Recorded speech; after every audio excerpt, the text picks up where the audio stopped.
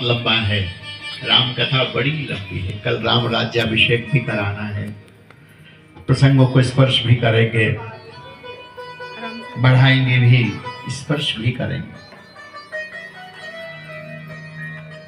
दोनों भेंट भाई कहते हैं राम और लक्ष्मण के मिलन से वो पत्थर जो वहां पर थे वो पिघलने लगे हैं। आज भी आप अगर चित्रकूट जाओगे तो वहां पर पत्थर जहां भगवान राम और भरत मिले थे वहां के पत्थर आज भी पिघले हुए। दोनों का दर्शन किया, 5 दिन वहां निवास किया।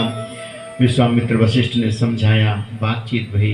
जनक ने बहुत कहा, बोले एक काम करो, यदि भगवान राम को वापस ले जाना चाहते हो तो आप दोनों भैया में से एक भैया यहाँ 14 वर्ष के लिए आ जाओ।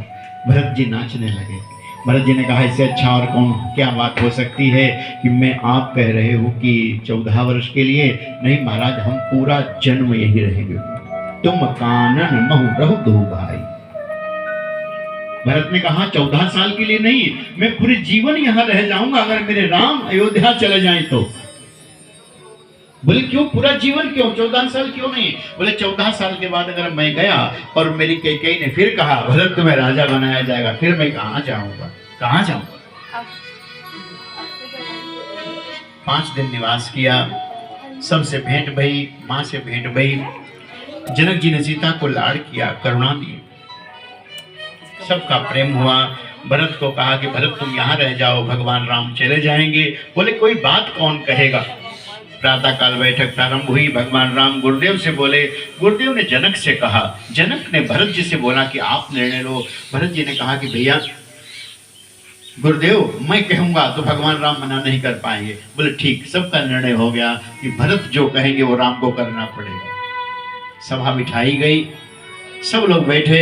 भरत से राम धीरे से बोले, भरत बोलो, क्या बोलते हो?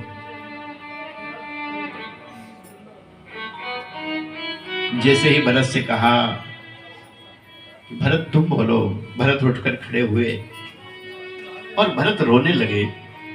भरत ने कहा, भैया आज तक तुम्हारे सन्मुख मैं बोला नहीं, अब मैं क्या बोलूंगा? आपकी जो आज्ञा होगी वो हमारे सिर पर, जो आप कह दोगे। जही विधि प्रभु प्रसन्न मन होई, करुणा सागर कीजिए कुसुम।